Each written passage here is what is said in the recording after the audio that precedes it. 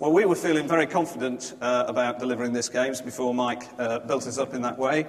So now we were sat there very calmly thinking, did we make the right choice? So 668 days to go, less than 90 Wednesdays, that is. I'm sure you've worked it out. And we're feeling very, very confident about it. And what Jan and I would like to do in the next 40 minutes, really, is take you through a journey, a relatively compact journey in terms of the time that we have, but a journey through the methodology, the approach, the process in terms of pulling together the strategy and pulling together the food vision and the food strategy, and actually beyond that in terms of the delivery of how that is going to be delivered on the day. So I will talk about the structure and the process in terms of pulling together the strategy, and Jan will then talk about the issues of how we intend to deliver it going forward. As Mike quite rightly said, hopefully we'll do 2 20-minute slots and give us some time at the end to ask questions, which we're very, very happy to do.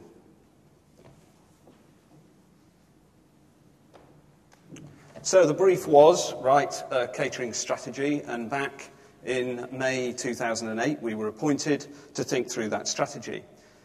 The first thing that we learned was that this was a first. This was the first time a food vision had been written for the Games. So no documents to go back to and think this was the process and methodology that has been approached in the past or used in the past. A blank sheet of paper to think through, well, how do we create this vision? So there are a number of steps that we adopted. The first, clearly, was understanding the scale and the scope of the Games. Where were the venues? What were the numbers involved? What was the scalability of a Games of this nature? Secondly, we moved on and started to think, well, actually, we're in May 2008. The food trends that are currently taking place, actually, are they still going to be relevant in 2012? What are the new trends that are going to take place in the next 4 years? So we needed to think about what was going to be taking place with food. We know the speed that food moves. Everybody in this room knows the speed that it moves, and the journey we've been on recently is just a demonstration of that. So understanding the trends was important. An overview of the concept of operations, a blueprint of how each of these venues should work would be needed. We would need to understand the financial aspects and the space modelling aspects and pulling that information together so we understood the financial commitments and actually what space ought to be allocated, both front of house and back of house related to food.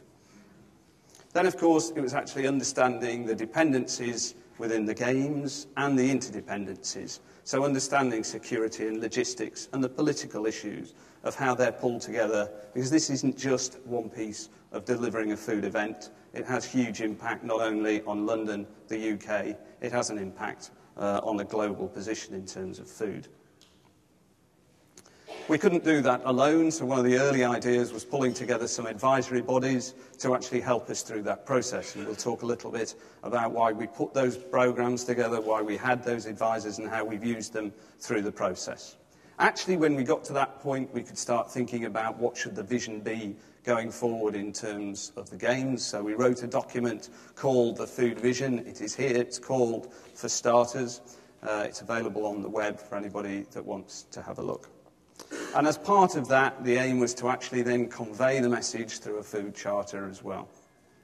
Actually, that was the point we got to in strategy, which is really where I will stop. Jan will move on and talk about how we intend to deliver that through the Games.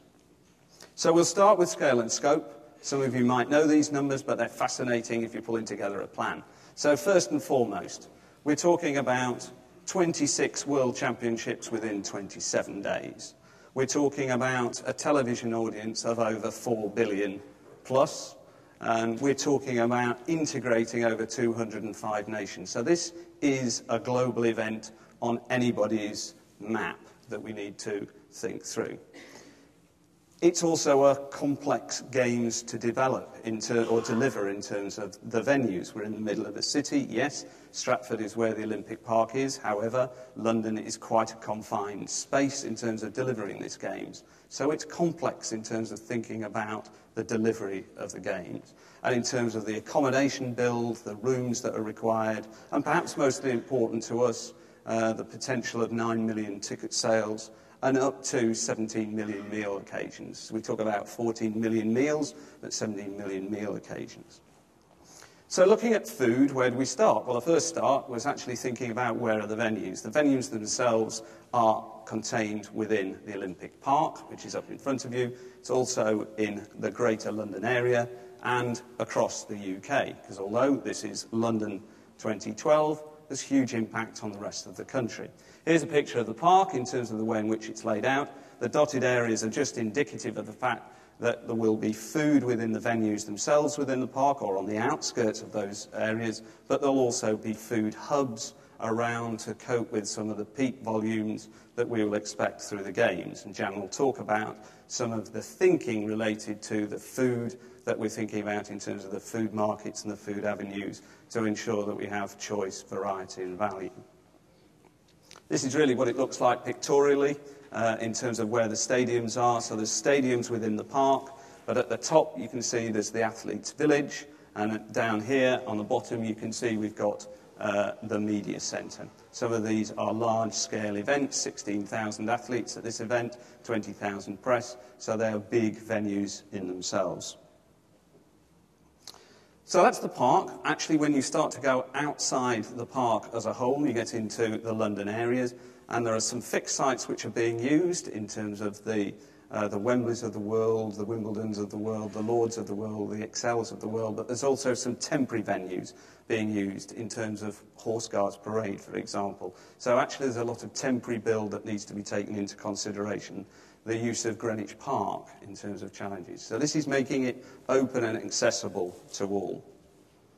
Take it outside London, a lot of these venues relate to the football, but actually if you look at Weymouth down on the south coast there, that's the sailing village. And when you look at Eton Dorney, for example, that's the flat canoeing in terms of taking place. So, you know, this is a games that is taking place across the country.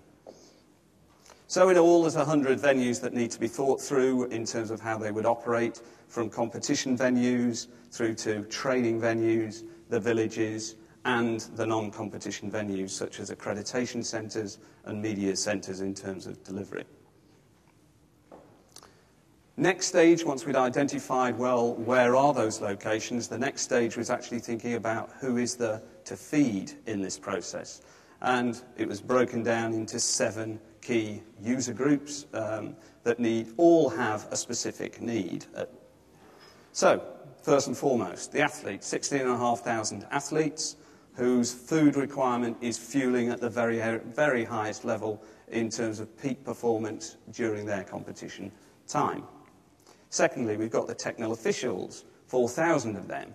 So that actually no games takes place without the technical officials. So actually it's providing food for them that is simple, straightforward, is hassle-free in terms of delivery.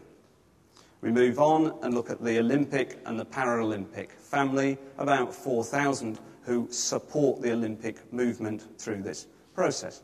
Their thoughts need to be factored into the delivery of the Games. Large group, 168,000 people involved in the Games in terms of delivering the Games. They need to be fed. Many of these, as Mike was saying, are volunteers. If they're volunteers, food becomes a very important part of their experience during the Games. So what will their food requirement be? Where will they be and where will they need that food delivered? The broadcasters, I mentioned the 20,000 press and media. This is the way we convey our message across the world about the fact that London and the UK leads the food marketplace going forward. The ticket holders, perhaps our biggest group in terms of food, 9 million ticket holders to feed through this event. And last but not least, the corporate and the sponsorship hospitality. So those are the 7 user groups that we needed to think through in terms of their needs within the strategy going forward.